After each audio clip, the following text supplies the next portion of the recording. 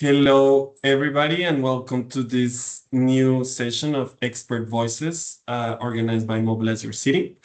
My name is Nicolas Cruz. I'm part of the MobiliseYourCity Secretariat, and today we're going to continue exploring the topic of financing and urban mobility as a part of a series that we organized in the occasion of the launch of the Who Pays What publication that MobiliseYourCity prepared to shed some light on how to finance urban mobility projects in the global South cities. Today, we have María Fernanda Ortiz as our guest speaker.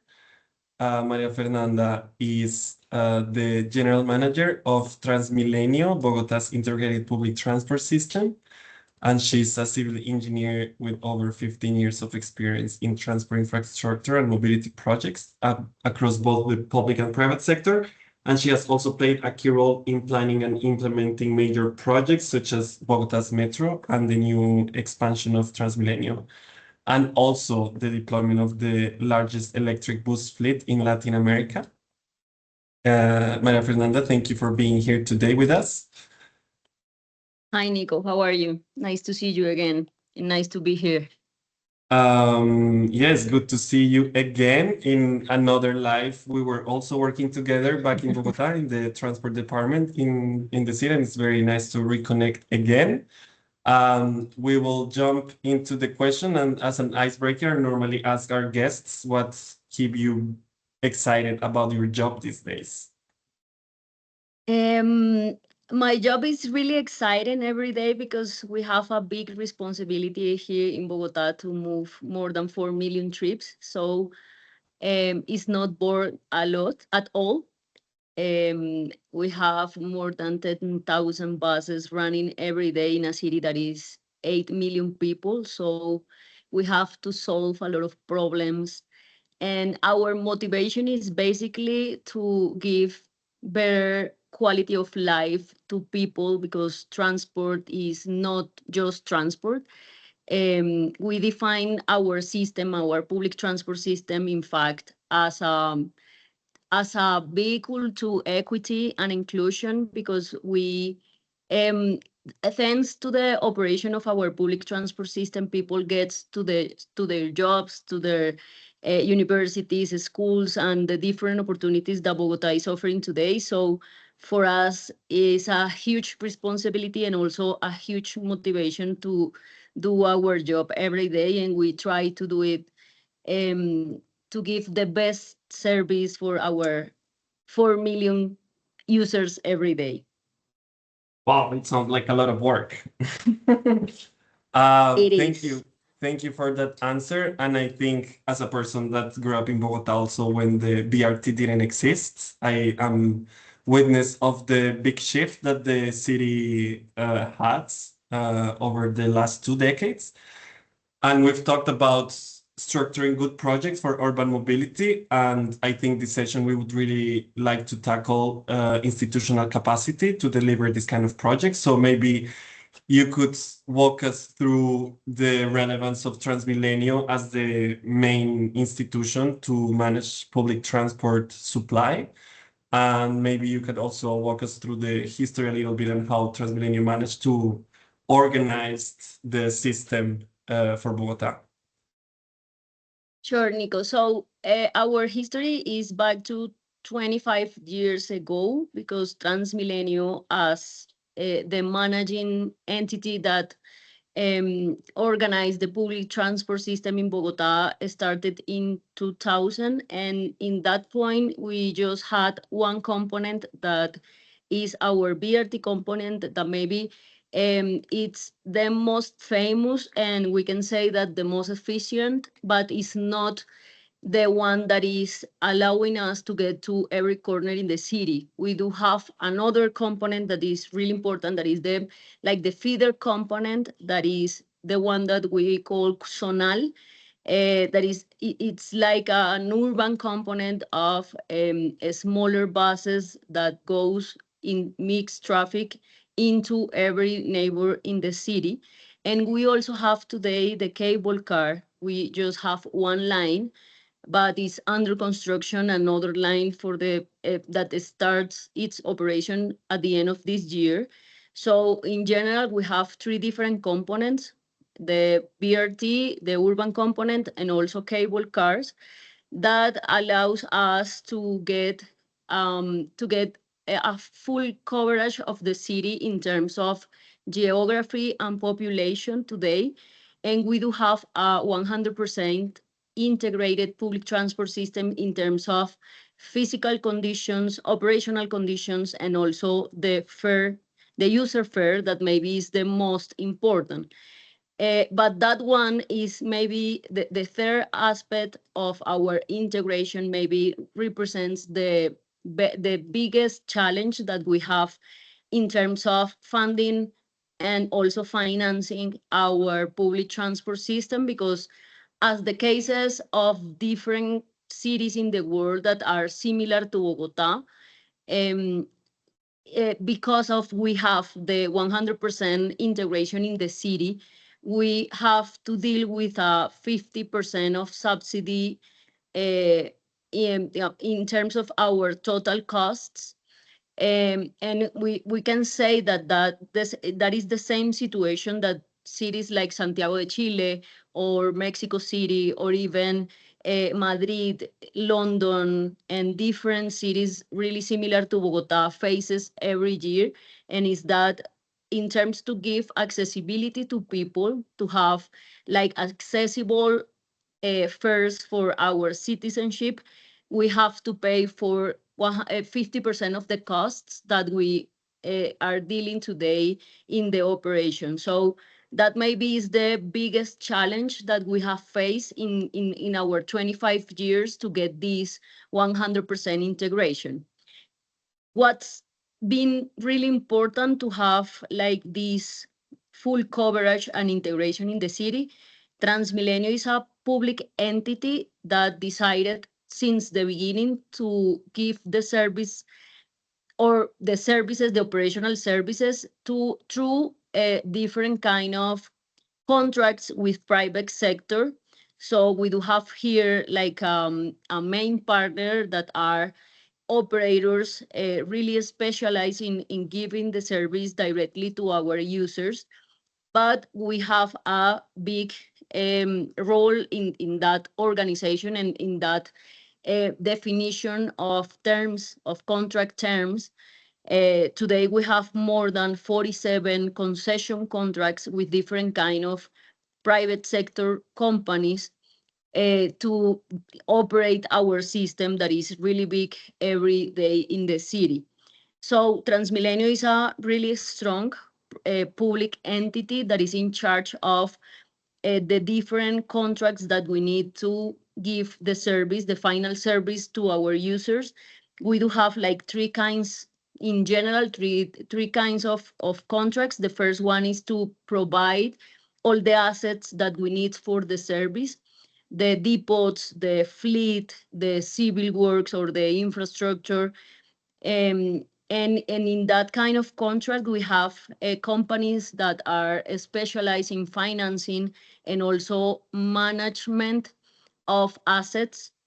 Um, and we have the second kind of contracts that we have today are the operational ones. So in that contract, we have operators that are specialized, hiring people, the drivers that are maybe the main staff that we need to operate every day, and to have maintenance and operation in our depots for the total fleet.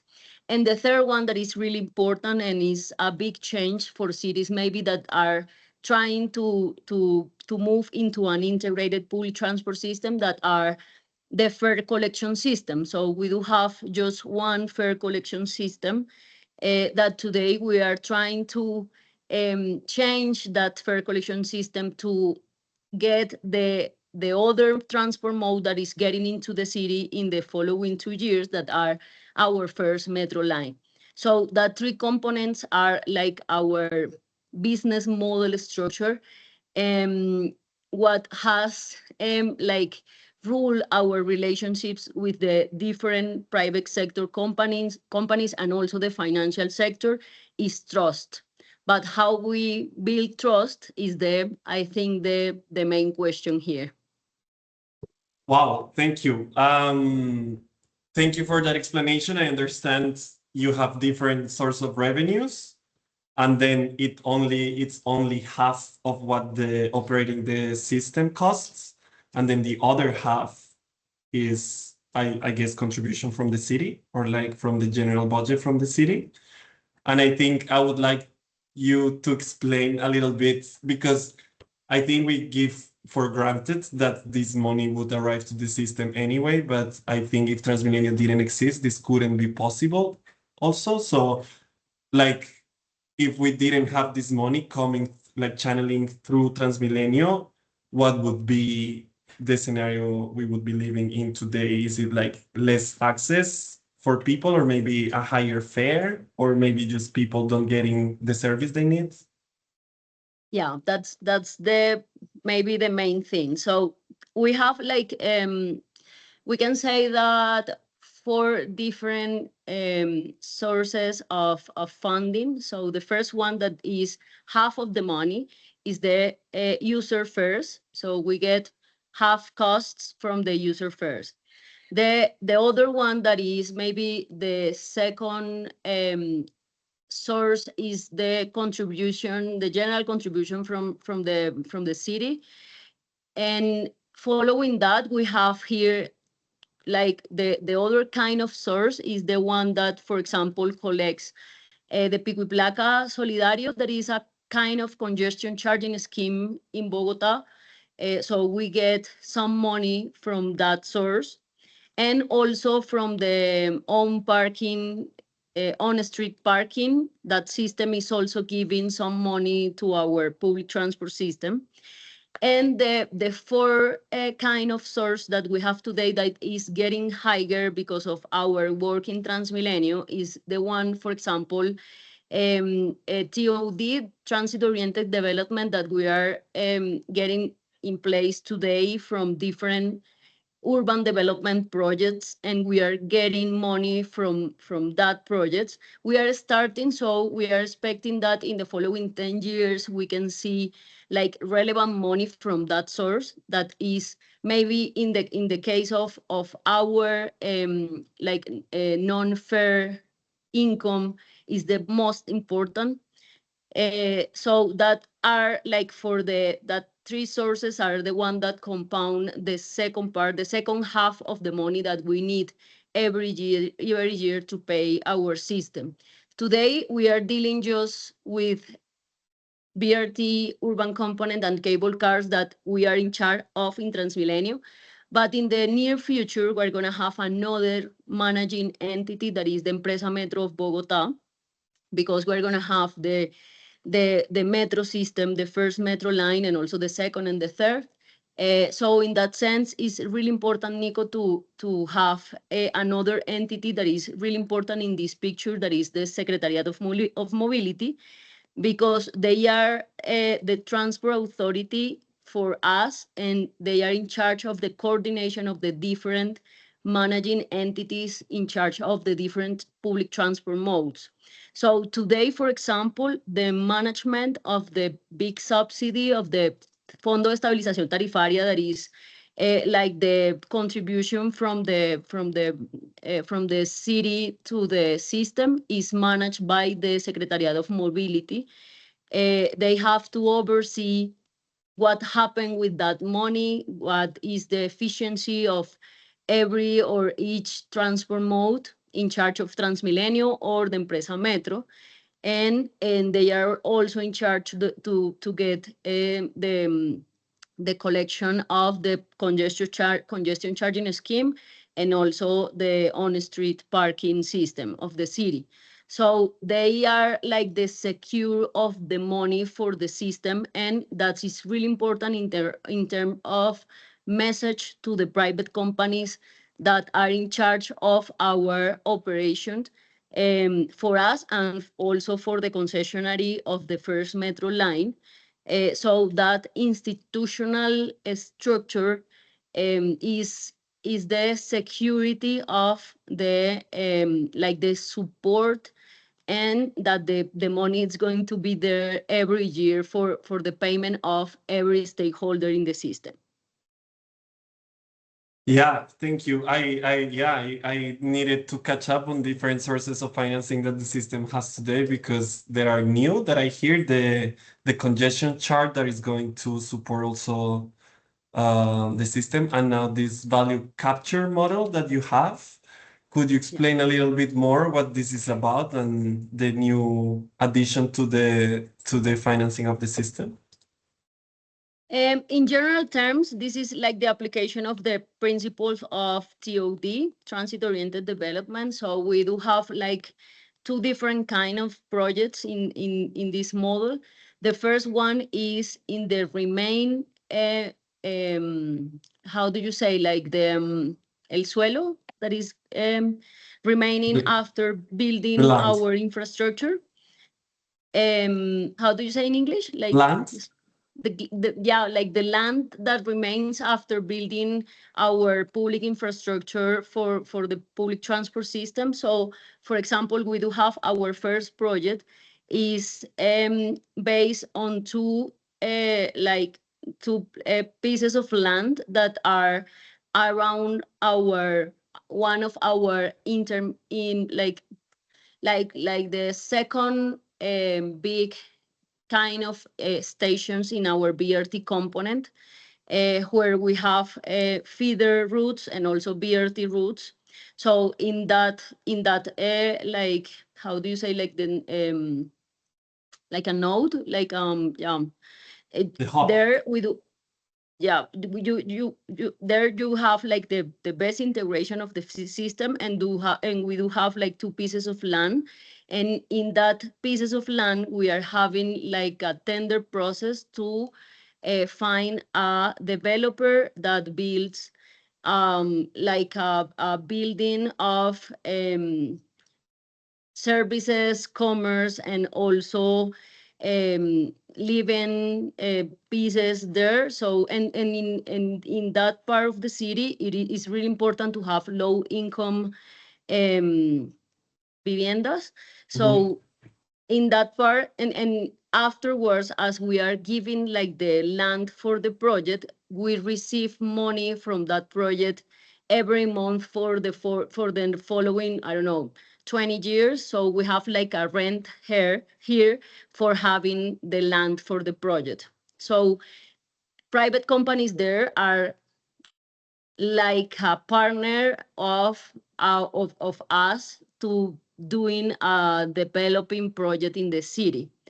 But in that kind of projects, we are the owner of the land. But we do Okay. have a second kind of projects, and are where the land is owned by the private company, but if they do that project, join with Transmilenio, that we are, the name in the city is we are like an urban developer or an urban operator. So if the private company decide to do the project with us, they have like a better norm. So they can have a better project, higher, with best financial numbers. So the difference between the project with Transmilenio and the project without Transmilenio is the money that we get in the following years based on that project that is in a land that is not Yeah, okay. us. So in that sense, we are having like rents, permanent rents for the following years, to have another financing source for our system, because the objective of that money is that we reinvest the money into the public transport system. That's the Okay. objective. Is there an aspiration of the city to fully cover the costs of the operation? Like, do you think the city will get that there at some point? I'm not sure. That is a public policy that is really hard to decide. But if we have the money, like this is the case of Tokyo, for example, because they are like a really big urban operator in the city. They own a lot of land in the city, and they are developing these kind of projects.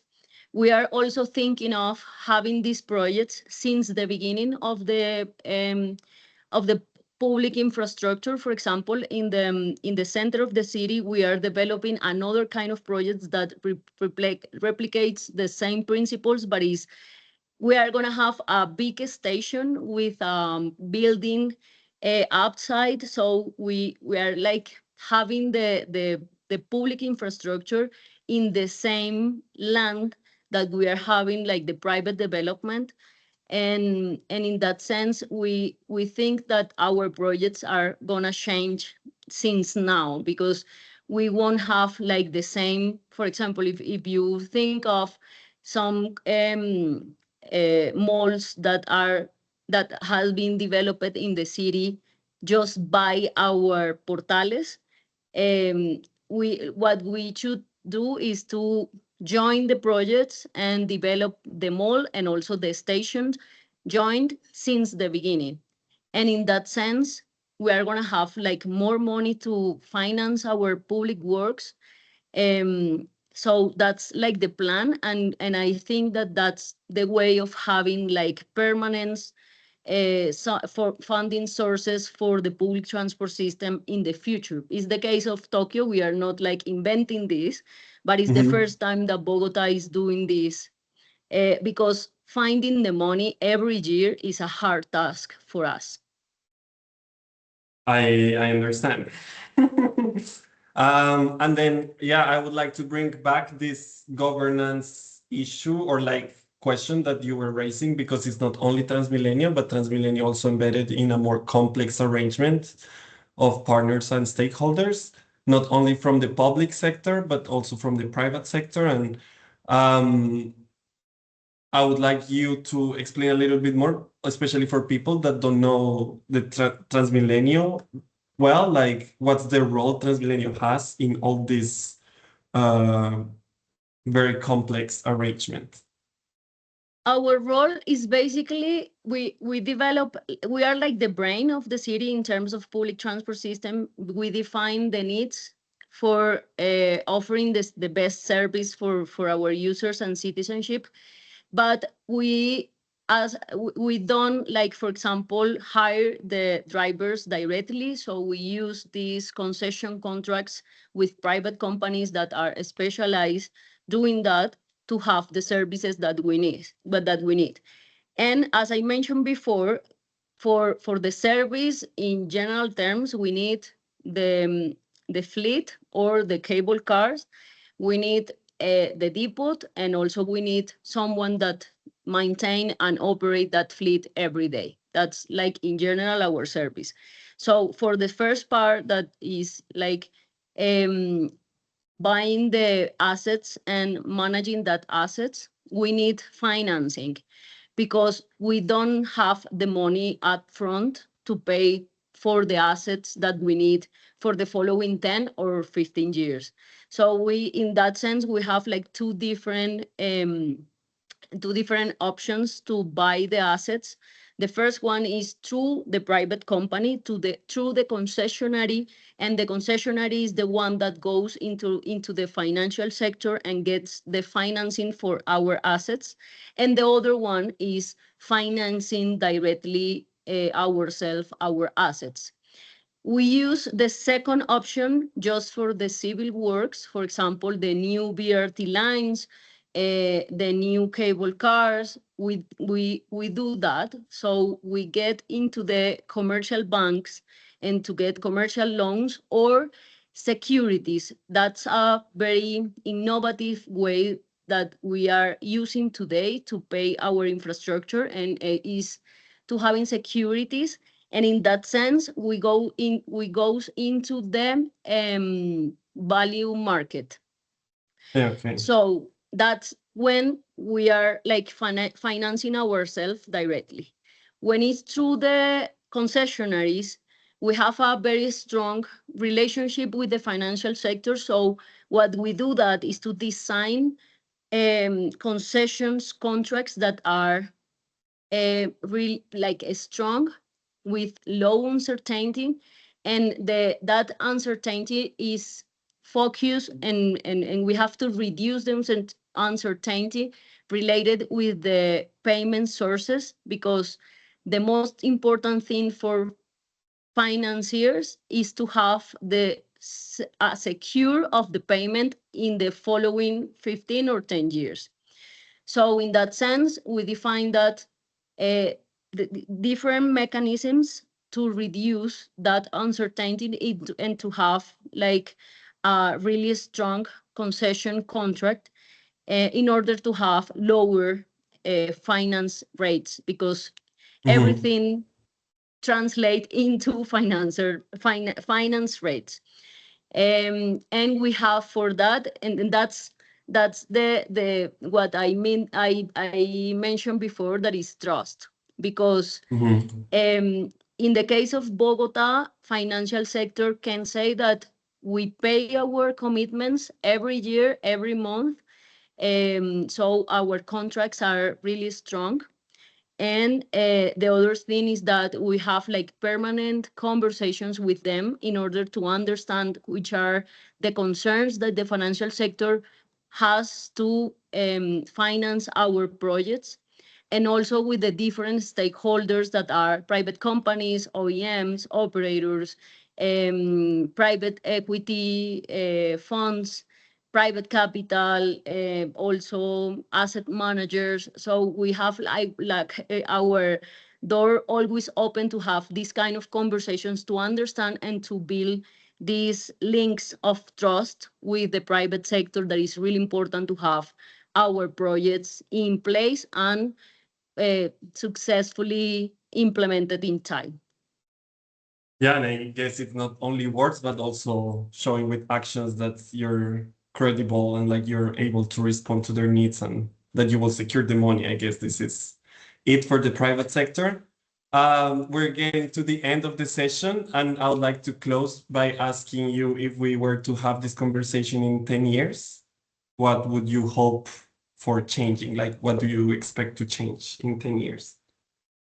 I expect to have every year a better system with like different transport modes, and to have an institutional structure that is reliable for others, for the private sector, and also for having every time like lower finance rates and different kind of financing sources for our system, because sustainability is not like just to operate every day, but to have the money to pay our contracts for the following years and to keep improving our system.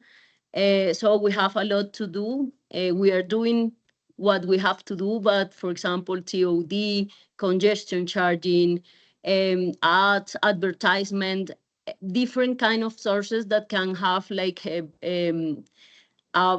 certainty, like more clear for the system in the future, and less dependency and in the like in the contributions from the central government, that is really hard to have every year, and to go to the city council to ask for money. So I hope we can have like a more sustainable system in terms of technical terms and also financing.